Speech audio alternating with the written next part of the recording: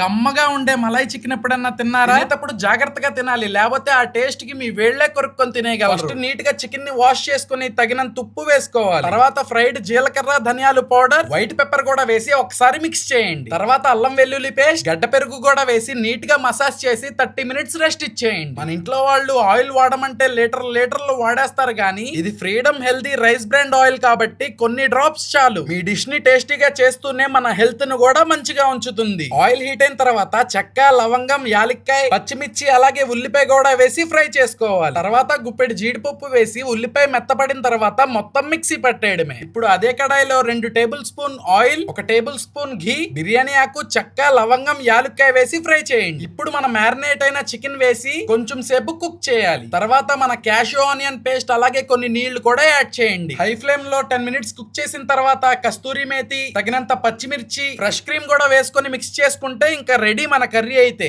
నేను వాడిన freedom oil లో vitamin A and D with the goodness of 10,000+ ppm original ఉంటుందంట.